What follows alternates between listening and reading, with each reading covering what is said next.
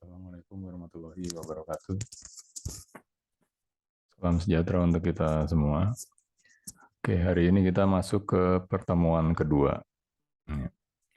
Ini materi-materi yang akan kita pelajari. Jadi ada perintah-perintah dasar untuk menyimpan. Nah, Ctrl S itu sebenarnya perintah lain dari klik menu file, save, ya. Atau klik menu file, save as. Ya, kemudian pilih tempat penyimpanannya di mana, berikan nama filenya, kemudian simpan. Nah, itulah Ctrl S. Ya. Kalau Ctrl W adalah perintah menutup. Jadi kalau kita tekan tombol Ctrl, kemudian tekan huruf W, ya, tombol Ctrl jangan dilepas, W. Nah, ini menutup file.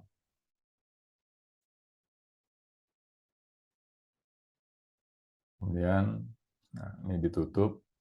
Kemudian membukanya Ctrl O. Nah, pilih file yang akan dibuka. Jadi Ctrl W menutupnya. Ini misalnya saya tutup. Kemudian membuat file baru, Ctrl N. Ini membuat file baru. Tampilannya kosong ya, karena baru. Ctrl W menutup. Ctrl O membuka. Pilih file yang ingin dibuka. Nah, seperti ini.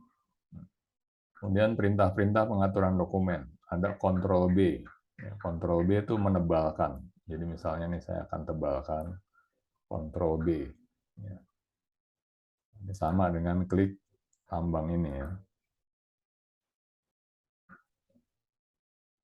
Kemudian Ctrl U memberi garis bawah. Ctrl U. Nah, jadi ada garis bawahnya ya. Ctrl I memberi huruf miring. Ctrl I. Nah, jadi miring hurufnya. Kemudian Ctrl kurung tutup siku, itu memperbesar ya. Nah, ini saya tekan hurufnya jadi memperbesar ya. Kontrol kurung siku yang kiri memperkecil. Kurung buka siku ya. Nah, ini memperkecil. Jadi memperbesar, memperkecil. Nah, kemudian di sini ada perintah untuk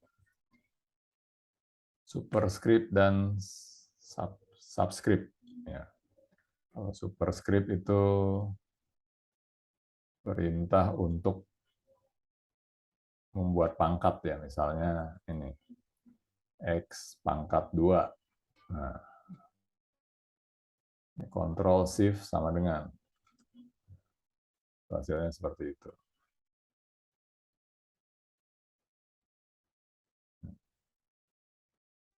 Kemudian kalau H2O. Nah, ini rumus kimia, 2-nya ingin dibuat kecil dan agak ke bawah. Itu menggunakan Ctrl sama dengan. Nah, seperti itu. Berikutnya pengaturan paragraf.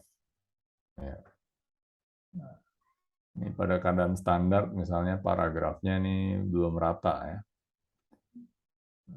Kalau ingin diratakan, atau ini masih seperti ini ya. Nah, ini supaya rata kiri kanan, tekan Ctrl J. Nah, ini rata ya, kiri kanan. Kemudian kalau Ctrl L itu rata kiri. Ini kan seperti ini ya. Ini kanannya nggak rata. Ya. Saya buat seperti ini dulu ya. Nah,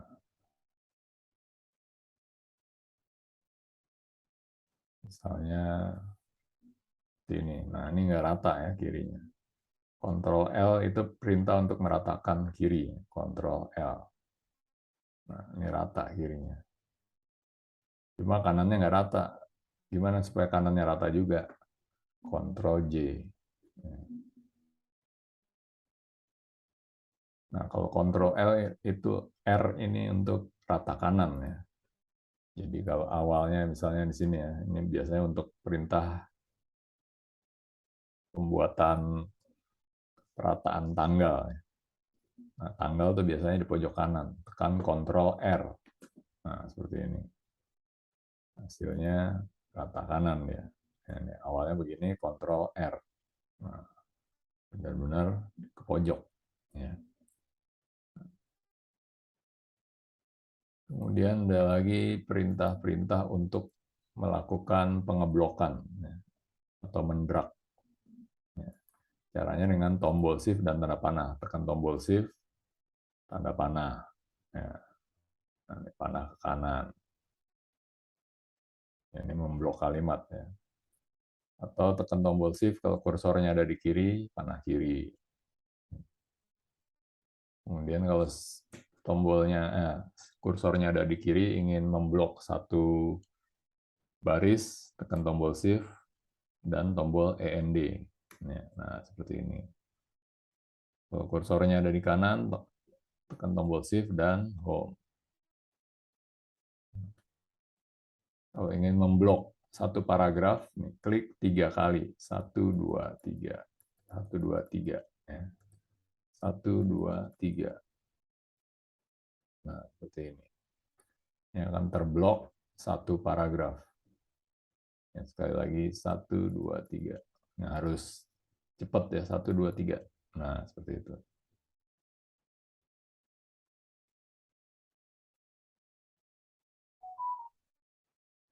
Kemudian pengaturan jarak antar baris. Nah, jarak antar baris di sini ada kontrol 1, kontrol 5, dan kontrol 2. Ya. Ya, dia bilang nanti ayah nyusul itu. Lagi ngajar.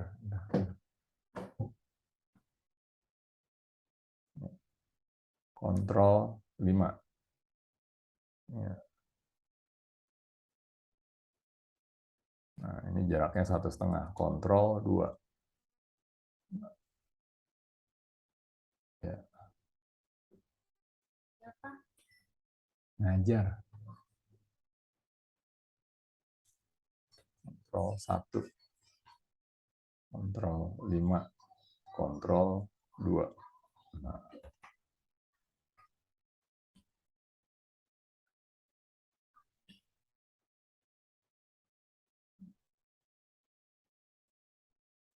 Jarak antar baris supaya rapat, biasa. Kontrol 1. Nah, seperti ini.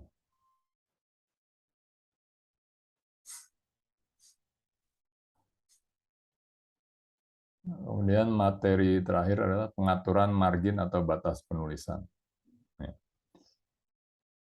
Nah, kalau kita klik tombol layout di sini,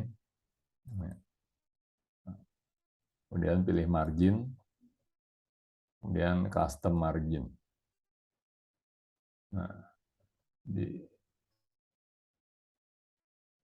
custom margin. Nah, di sini ada tempat pengaturan, ya, pengaturan kiri, kanan, atas, bawah. Ya. Misalnya topnya mau berapa senti, ya. Left-nya berapa senti, ya bawahnya mau berapa senti, right-nya berapa senti. Nah, ini akan ada perubahan seperti ini nih. Ya, jadi, nah ini misalnya nih. Ini saya klik margin, custom margin. Muncul file, layout, margin, custom margin.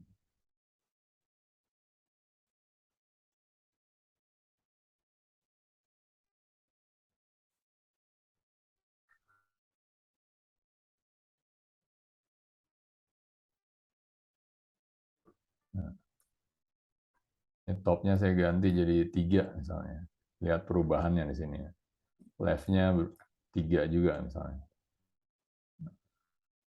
Kemudian right-nya 2. Ya, saya oke. Ini terjadi perubahan. Ini jadi, kalau diukur jaraknya jadi berkurang. Ya. Margin lagi, custom margin. Nah, ini kalau left-nya saya tambahkan jadi 4. Nah, seperti ini. Saya oke.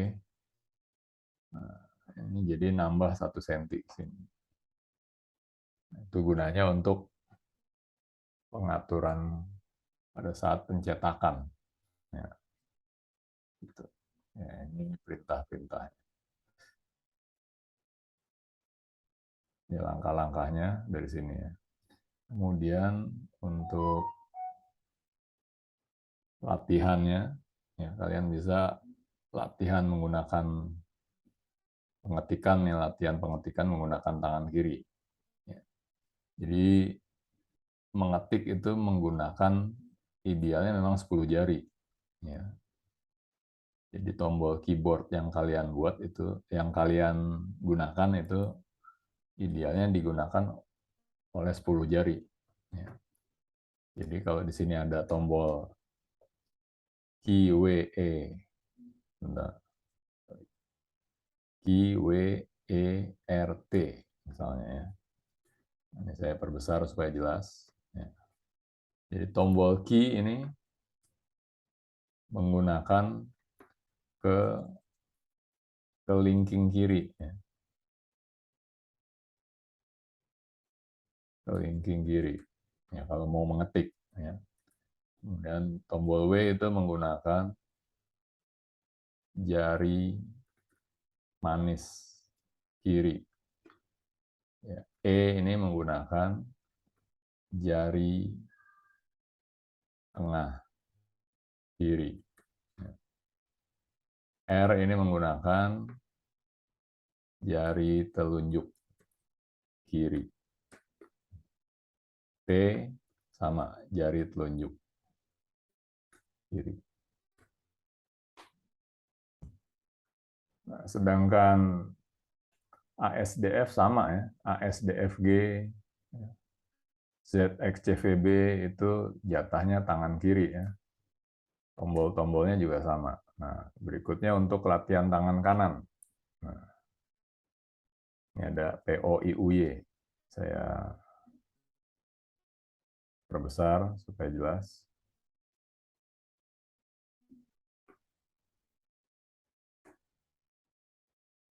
Ini besar sekalian, POIUY. Ya.